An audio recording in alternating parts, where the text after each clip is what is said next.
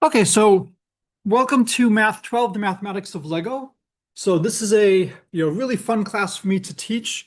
There's a little bit of flexibility in terms of what we do during the time we have together. We don't have complete freedom because it takes a while sometimes to get supplies from Lego. So to some extent, what we do impacts what the next class does the following year because it takes a while to order things. So some of this was based on conversations with people from last year as to what might be fun to do this year. It seems like there's a large contingent here of people who play at least one sport for Williams. So it's always interesting for me when we do public events, the difference between those who have, let's say, years of experience of performing in public with people on them and those who don't. And so I thought it would be fun to do various types of speed build challenges, and you're possibly doing them in public as well. And one of the reasons, and I got to be careful because this is being recorded and this can always come back to bite me. One of the things you always want to ask when you're doing a class, whenever you're doing something, is the who gives a shit? What am I going to get out of this? How many of you are able to add numbers? This is, basically this is like the prerequisite level of, if your life depended on, you could add 100 numbers and you could calculate the mean. And if you know the formula, you could calculate the standard deviation. No one does this by hand anymore. It's what skills are you getting? What are you going to need to use when you leave Williams?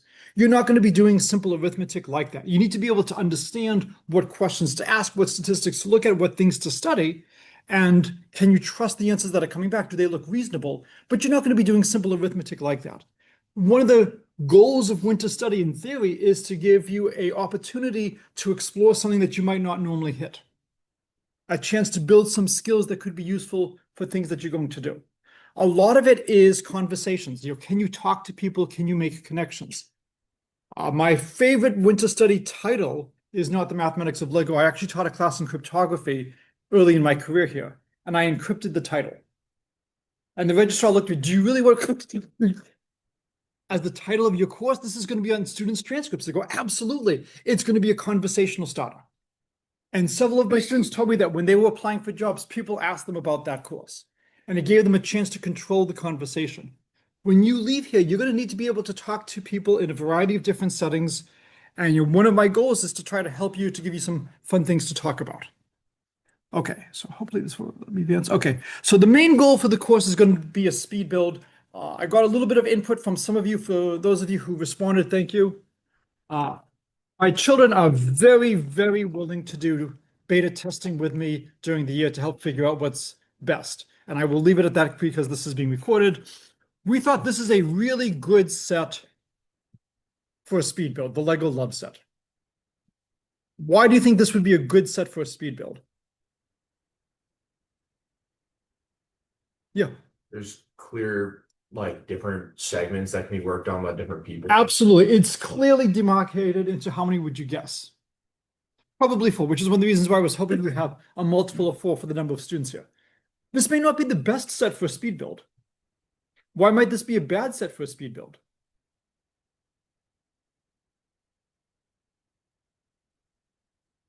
Yeah. So pieces of the same color, so it could be hard to actually find what you need, although a lot of them might be the same. I built portion. Right, so why might it be hard to have people working together on this?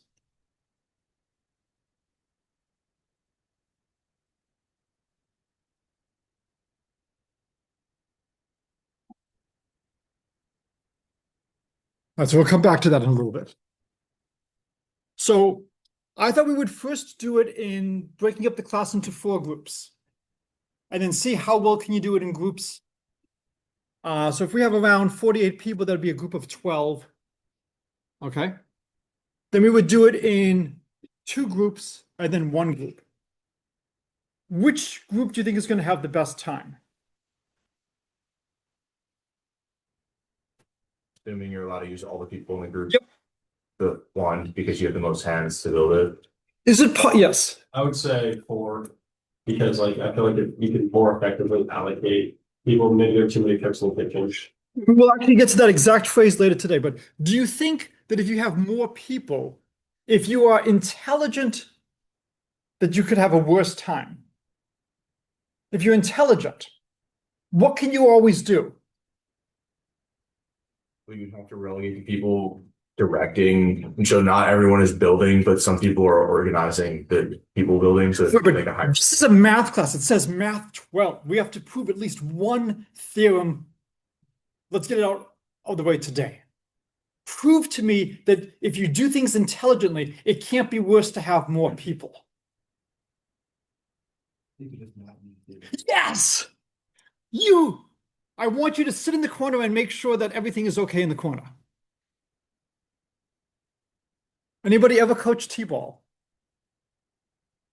Sometimes there's this swarm effect where everybody will run after the ball. It's when I would coach, as soon as somebody had a fielding player, I would say, ooh, the next batter looks really powerful. I'm going to have you play deep second because you've already touched the ball. And just try to keep them out of each other's ways. You should not do worse if you're doing things intelligently if you have more people, because you have the option of just not using some of the people. It doesn't mean that you'll do better, but you shouldn't do worse. So the best score should at least be when everybody's together. Second best should be when we have 2 groups. Third best when we should have 4 groups. How much better do you think 2 groups will be than 4 groups? Do you think it'll be twice as good? Do you think it could be more than twice as good? You give me some kind of bound, some kind of estimates. It's okay if the estimate is absurd, if it's really high.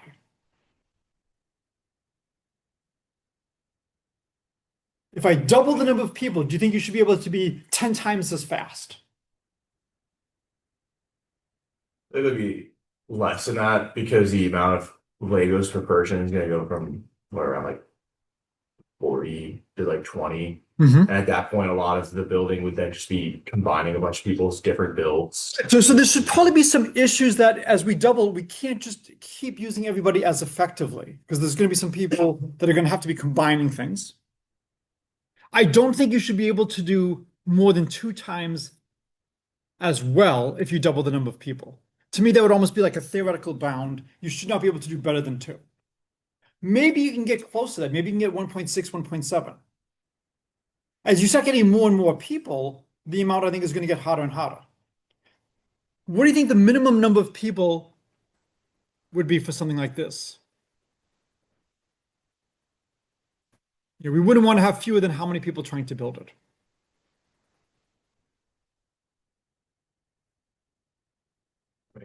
I'd say 1 technically, but I would say probably 4. I was actually debating if I wanted to say 1 or 4, because if you have 4 people, then the person is just sequentially building all the letters. It's the same as 1.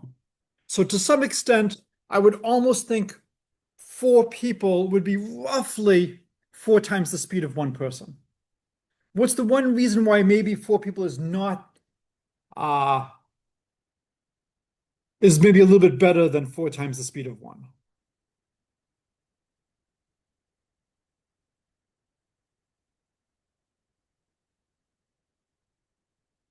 I don't think it's going to be too much of an impact in something like this.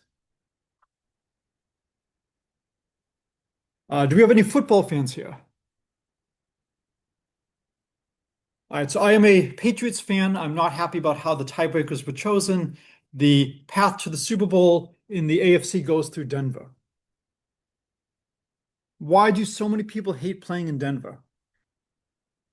Altitude, right? Any football players here? Okay. So if you watch a lot of college football, a lot of teams can hang with some of the big conferences maybe for the first half, but they don't have the endurance to do the whole thing. If you have just one person doing everything, there's the danger of them getting tired, making mistakes and whatnot. So if you have 4 people, that might actually be a little bit better. I want you to be trying to think of as many factors as possible, come up with some kinds of stories. If we really want to, it might be interesting to go into smaller groups rather than breaking the class into 4, trying to see a couple of people, how fast can 4 people build a set like this? If anybody wants to do something like that, really breaking it down, see how well we can do it, and then just see how things scale. This is one of the biggest things we want to know is how much more time, how much more costly is something going to be as we try to increase the numbers. Frequently, if you are a company, if you're building a product, the first product is often very expensive to build, but subsequent ones, you have economies of scale. It's much better. Okay. In other years, we've done Lego challenges trying to build something which Lego would then make into a set. If people are interested in something like that, obviously just let me know. Various other things we've done during the years. Just some of my background. When I got married, one of the three things I negotiated for was the top of the wedding cake. So the bride and the groom are made out of twisties. The bottom is actually a Lego base from a enterprise that I made when I was a kid. Other things that people might want to be interested in. Sadly, I don't think many people watch Star Trek anymore.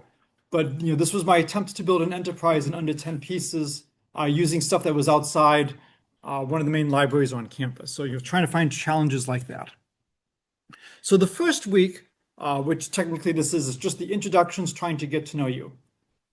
Every now and then when I'm doing Zoom, sometimes there's a technical malfunction for absolutely no reason. Okay, good. So it's now paused. So I understand that this is winter study. I understand that some people like to ski, some people like to have time to just recharge. Absolutely fine. Whatever you want to get out of this course, as long as you're not too blatant, that's fine with me.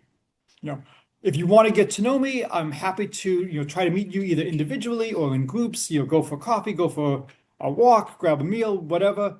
If you want to just you need to do something for winter study and you want to build up things for the spring, absolutely fine as well. Okay, good. Things seem to be working again. So first week is introductions. Trying to get to know you. If you want, I'm happy to meet with you in various settings and various groups. We don't have a tremendous amount of time. And so, by the end of next week, ideally, probably not till the beginning of the week after that, if people want the weekend, we have to be at the point where we're starting to do the speed builds. My feeling is it's going to take more time to do the first one than to adjust as you get larger and larger groups. One of the big things to remember is the goal. What is the goal in the speed build?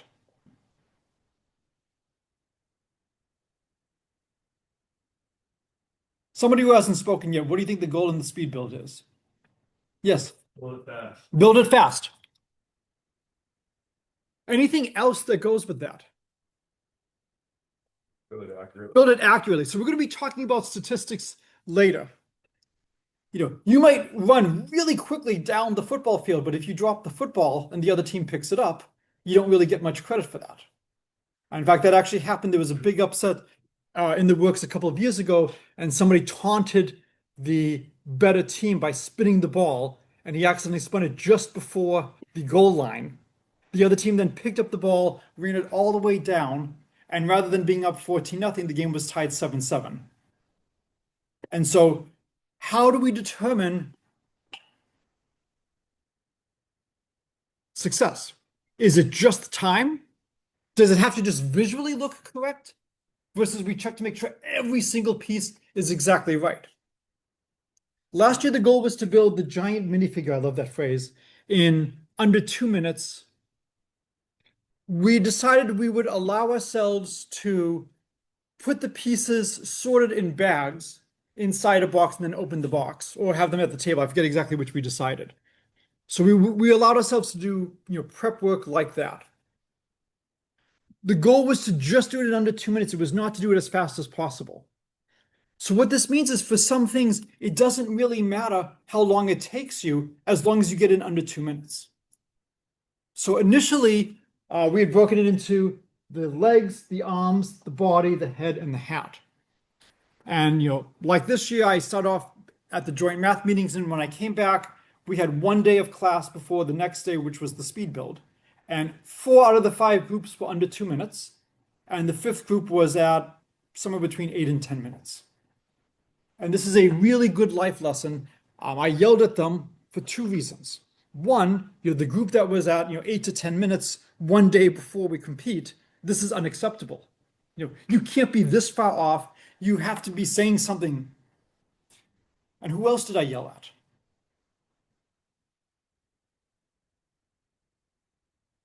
The other groups. The other groups. So why did I yell at the other groups? They were doing their stuff in under 2 minutes.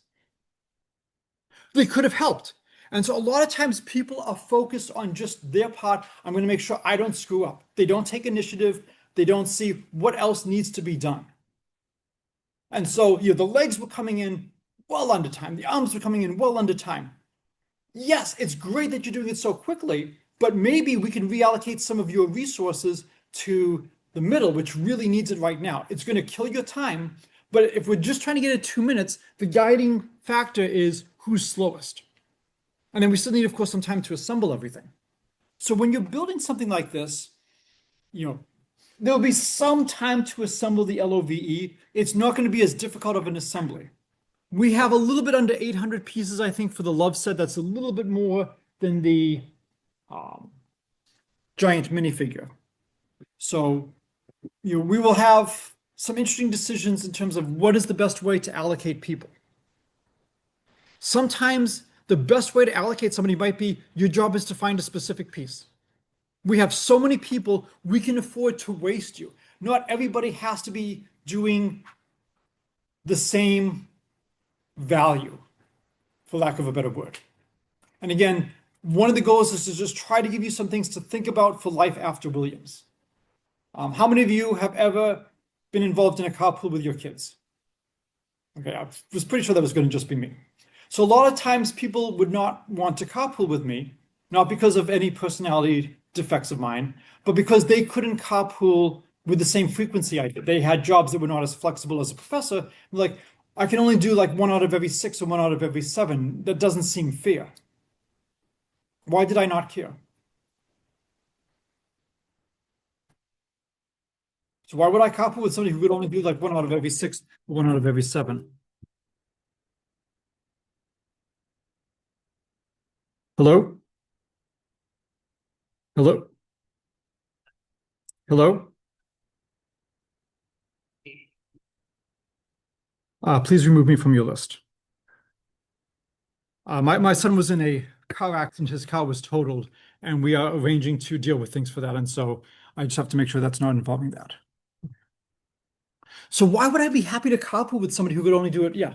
Because 1 is better than 0. 1 is better than 0. And I was like, if you can only do 1 out of every 7, I drive right by your house where I need to go. The marginal cost of my picking up your kid and dropping them off is essentially 0. So even though you're not doing the same amount as me, what you're doing is valuable. And so when you're trying to decide who does what task, sometimes the most important thing may be, I need this specific piece at a certain time, and if I don't find it, I'm then stuck waiting for it. And so it may seem stupid, but that was somebody's big job one year. And so the first time we did this, we were trying to build the 3,152 piece Superstar Destroyer in under 10 minutes. And someone's job literally was to look for a specific piece as soon as the bag was opened and the pieces came out, because we needed that piece quickly. And their job, they would just practice. We would just throw open bags, and they would practice trying to find that piece quickly because we needed it. That was very valuable. And so really think about which statistics matters, which things do. So this was fascinating. We did not build this the way the instructions said to. The instructions were written for basically a small number of people, maybe a parent and their children or a couple of friends building something sequentially. When we had 40 people plus the first year, 60 people plus the second year, we could afford to do things very differently, and it often mattered when things were going to be attached. So lots of interesting issues for something like that. Depending on what people want to do, there's other things we can do. I'm always up for outreach activities. I serve on a regional school committee. I do a lot of continuing education classes. If you want to go into the elementary schools, just let me know. Lots of movies, lots of histories of Lego. Grading. So this is a math class. This is a winter study class. There is some small level of academic component. We will talk a little bit about Legos as springboards, basic algebra. As long as you can add numbers, that is all that you need to know. But I want you to get a sense of some of the complications and some of the issues. Most of you are probably not going to become professional mathematicians. That's fine. But there's a good chance that you'll be using math in things that you do. And you want to try to figure out what are the right statistics, what are the right things to look at. That's one of the big themes of the class. You must come to class. If you're not coming to class, please send me an email, let me know.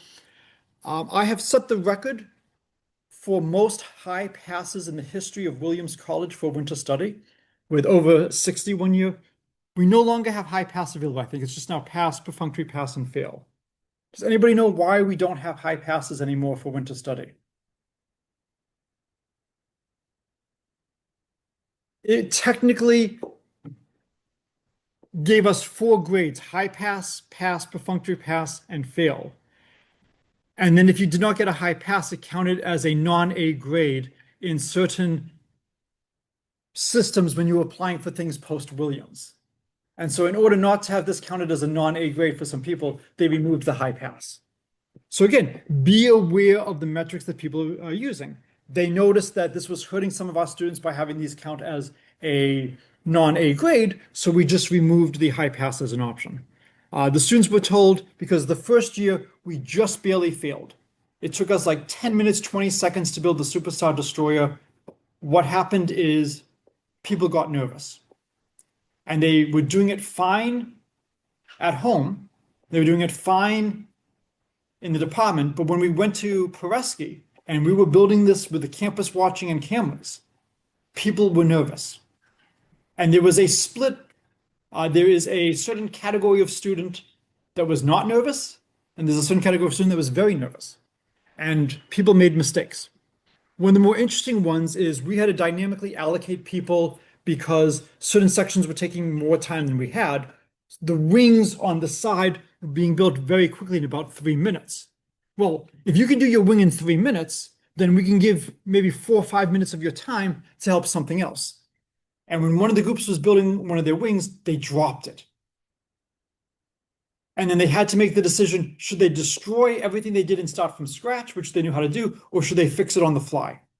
And they tried to fix it on the fly, and they were off by 1 row, and it became a disaster.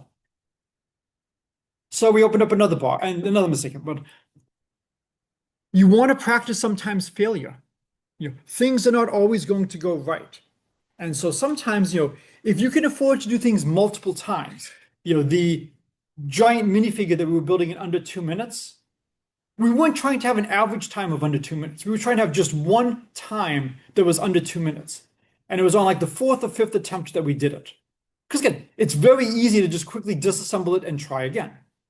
And we just barely got it. It was like 1 minute, 59.76 seconds on the 5th or 6th attempt, but we got it in under 2 minutes. The Superstar Destroyer, that's a lot harder to disassemble, put back in bags and everything like that. It's much harder to do. You want to be aware of what the situation was. Practice failure. Have your backup plans, ready. If something goes wrong, what are you going to do? We are executing several backup plans right now and trying to get my son through various things with all of the failures from the car accident. And so as you are coming up with your strategies, something really good to think about. All right.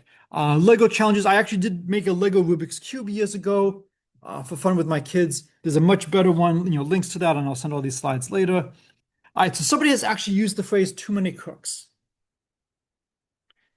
Does anybody know either the museum guard problem or MC equals MU?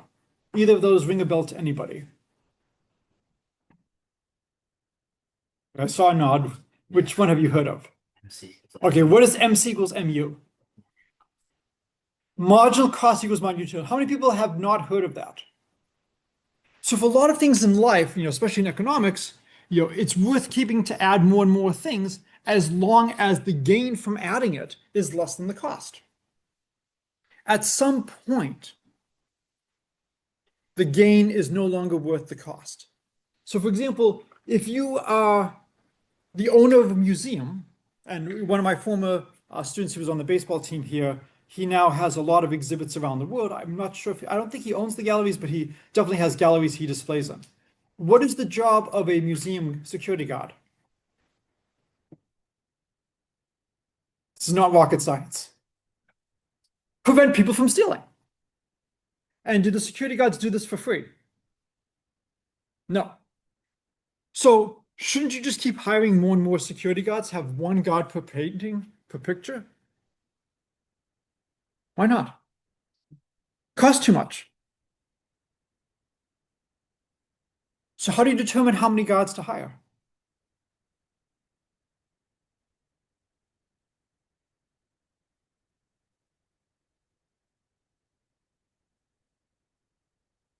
right? Marginal cost equals marginal utility. How do you determine how much you lose if a painting is stolen or damaged? It might be more than just the value of the painting. It could also be the reputation of the museum. It could then be harder for other people to come. So if you're choosing to hire guards, at some point, you could hire so many guards, there's no room for customers to come in, sorry, patrons, whatnot, lovers of art to enter the building. If you have 10,000 security guards, no one's going to get in and steal, and no one's going to get in and see it. So what do you think the critical threshold is? How many of you have ever looked at security guards in a museum? Yes. Yeah. I think what matters is if how many paintings I guess a security guard would be watching it. So do you think a security guard should every painting be watched at every moment? And again, we also have video surveillance as well, so that makes it a little bit easier. What do you think would be a good choice?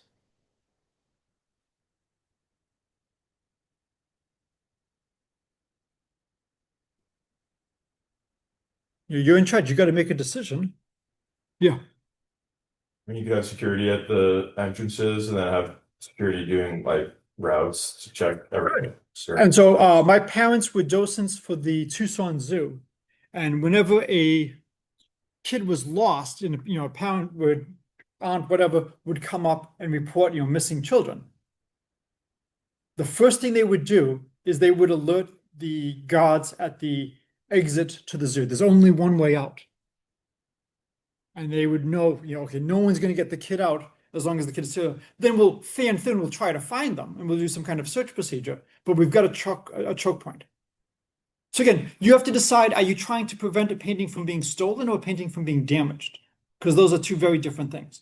So you said you would have security guards doing routes. What kind of routes?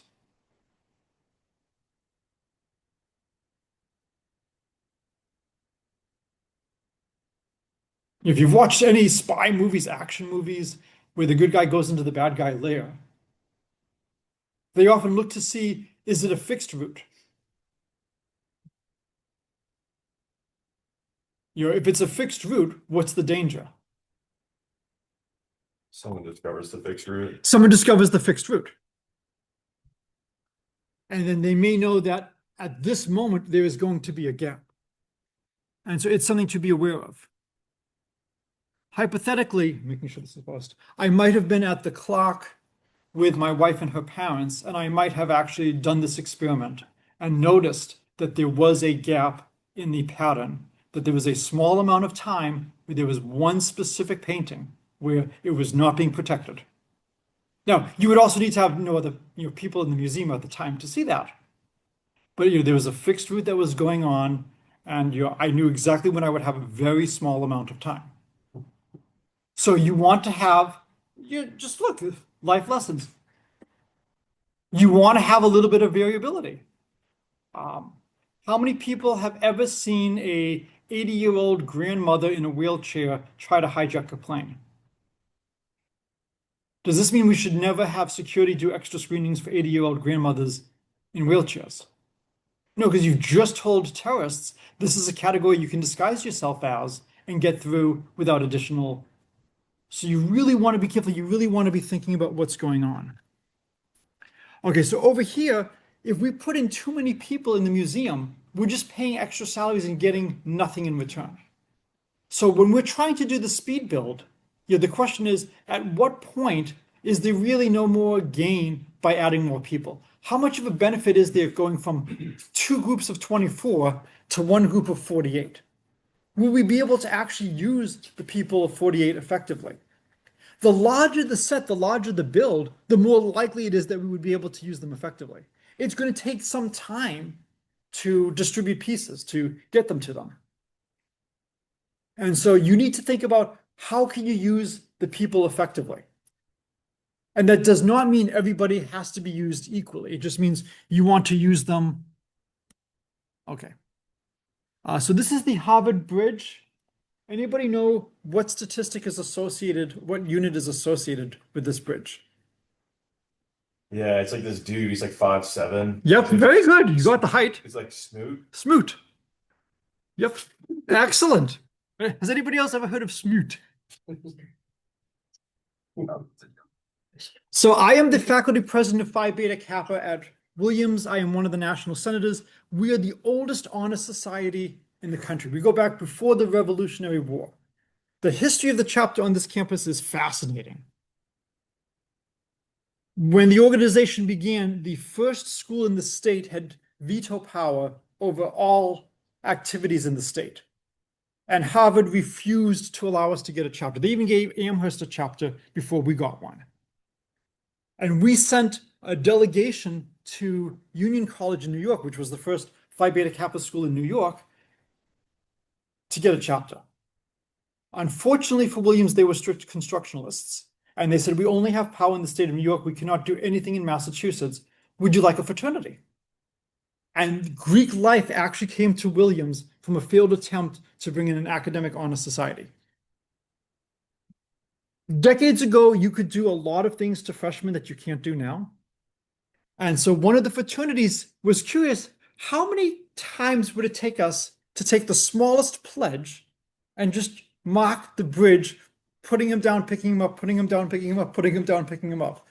And they got 364.1 smoots. I love this, plus or minus an error.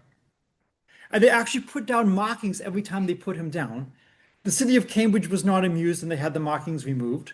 The fraternity was not amused and they put them back. Eventually, the police said, we have better things to do than deal with this.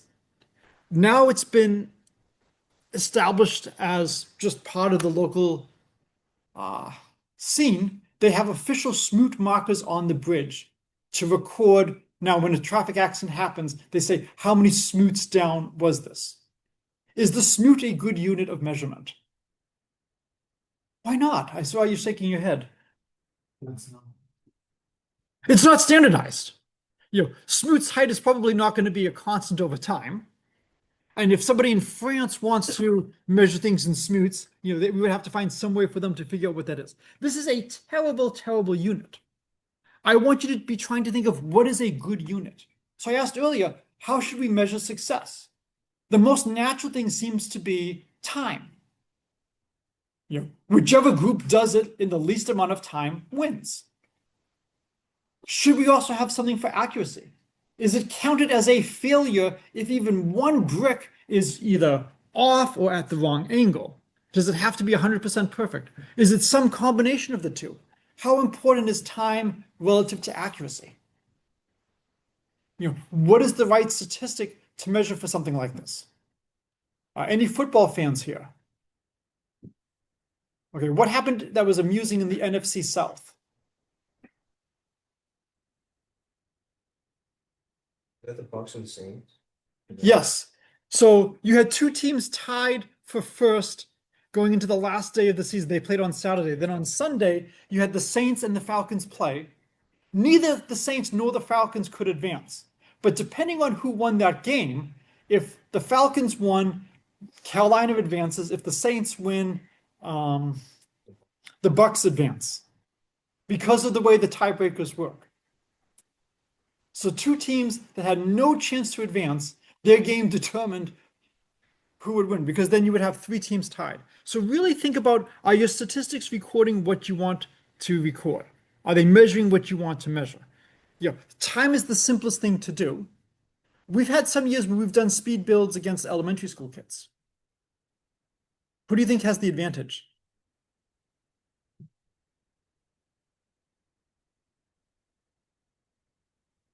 Do you think Williams kids can take elementary school kids? Yeah. What about middle school kids? What advantage might middle schoolers have over you guys? I feel like they're just closer to the age that would typically play Legos.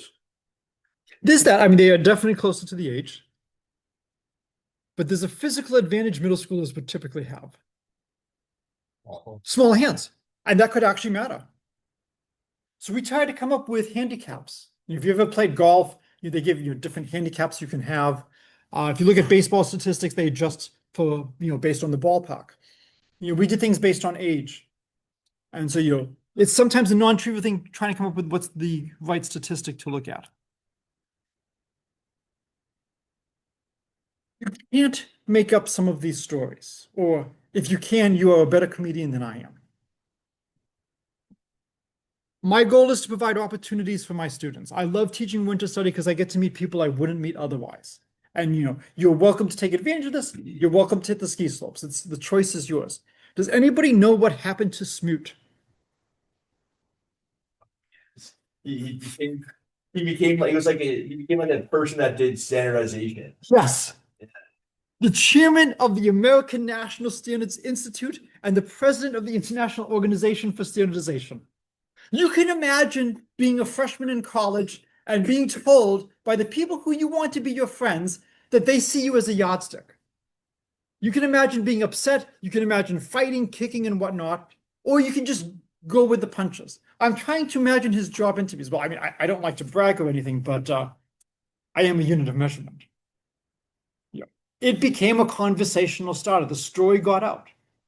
You need ways to distinguish yourself from other people. You're almost surely smart if you're here. I mean, we occasionally make mistakes, but odds are you're smart and you have some good skill sets. So do a lot of other people. And especially in this era with more and more things being automated, the ability to make human connections becomes more and more important. The ability to use the Williams network becomes more and more important. You want ways to shine. You want ways to get noticed. So, trying to find what's the right statistic to look at. Pictures are often worth 1,000 words, they say. When you look at this, something should be screaming at you. Does anybody see anything? This is Airbnb occupancy.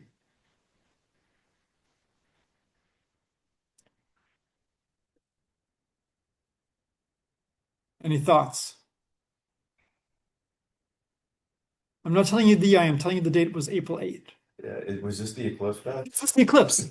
So you can see that orange here is the path of totality. You want to know what to look at. Why do you think those have the sellouts? Because people wanted to see totality. And so those places were far more valuable. So when you look at this, there's a story. There's a tremendous amount of data now. I do a lot of sports research. I'm working with some students and colleagues right now. There is just so much data that's out there. I have a lot of Williams students who work for professional organizations as analysts for various professional teams. You have so much information. You have to figure out what's important. What do you want to concentrate on? What do you want to look at? This is a Super Bowl looking at just the continental United States. Is anybody here from Alaska or Hawaii, Puerto Rico, Guam? Okay, good. So continental United States, Patriots versus Rams, and the symbol is either who you are rooting for, or it might be who I'm rooting. So if it's a Rams symbol, it either means you want the Rams to win or you want the Patriots to lose. If it's a Patriots symbol, you either want the Patriots to win or the Rams to lose. When you look at this country, it's pretty clear this is a Rams. Where is it not Rams and why? Yes. Louisiana. Louisiana. It's lost the sixth. Yes, excellent. So the Rams should have won that game. It was so bad the NFL actually issued an apology the next day and said, boy, did we screw up. There was a blatant pass interference, which would have given the Saints basically the opportunity to close out the game. It was so bad. I actually have a friend who's a Pulitzer Prize winner writer for the papers down there. He said that when the Super Bowl came, they were still so pissed they didn't show the Super Bowl in bars. They actually just showed an old Saints Super Bowl. So good. That's one area. Where else? Looking at this map, where else? Yeah. New England, right. It's not too surprising that New England is rooting for New England. Years ago, when the Carolina Panthers were in their first ever Super Bowl, the announcers were talking about how Carolina is unique among all North American professional teams. They're the only team named after a city, no, not named after a city or a state, but after a region of the country. Anybody know who Carolina was playing? Nope. They're the only team named after a region, not after a city or country. Yeah, the New England Patriots. The football announcers are going on and on and on about how amazing it is that they're named, that they're the only team. Because they are a professional announcer does not mean they have good statistics or good things to say. There is one other part of the country, might be hard to see, that is either for the Patriots or against the Rams. St. Louis, excellent. Why? They left. They left from St. Louis and moved to LA and became the LA Rams. So again, when you see data, try to figure out where is the action happening. Has anybody ever watched any of the really old Disney cartoons? Really, really old, like Snow White, Sleeping Beauty. Back then, or if you look at maybe some of the old Looney Tunes, they did the animation cell by cell. So for the most part, the backgrounds were static. And then you would just have people walking in front, just drawing that. So try to figure out where things are going on. I think I have one more. So this is a distribution of sunrise and sunset in North Adams from a couple of years ago. Anything interesting about the plot?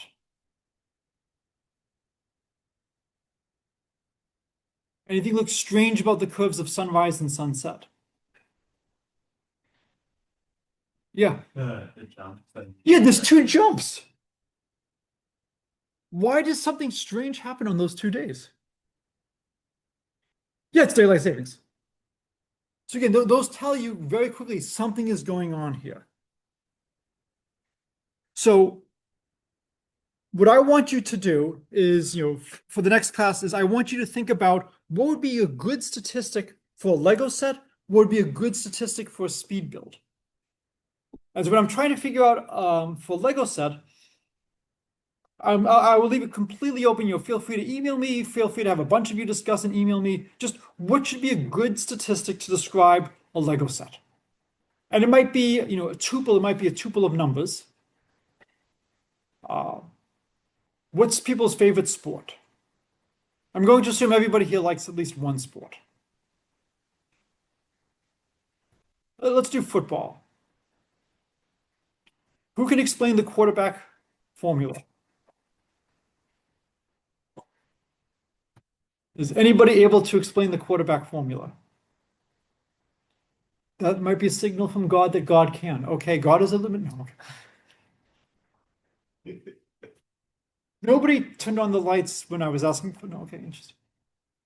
Can anybody explain the quarterback formula? It's adjusted so you'll know a good number when you hear it. What are the components of the quarterback ranking? Even if yes. You mean like Yeah. What goes into trying to determine how good a quarterback is? Like completion percentage, interceptions, touchdowns, yards rushing, and passing. If you're about to be sacked and you throw the ball away, is that good or bad? How does that affect your rating? It makes it lower. And so your statistic actually goes down if your offensive line has crumbled and you're trying to quickly get rid of the ball. And so you want to be very careful to make sure that the statistics are actually measuring what you want it to measure. Sometimes you just hope that these effects are small, they maybe hit everybody equally, they balance out. But a lot of times there's huge opportunities because of inefficiencies in others. All right, any general questions up till now? Okay, so for Monday's class, think a little bit about what would be a good statistic to measure a Lego set. And it can be a collection of numbers. Different things can be weighted different amounts. How many people live near a big city? How many people live in a big city? Right. Not as many live in as opposed to near. Why don't you live in a big city? What's one reason why people often don't live in a big city? Commute. Well, wouldn't that make you want to live in the big city? If the job is there, then you don't have to spend as much time driving. We'll have a malfunction now. I'm going to stop recording.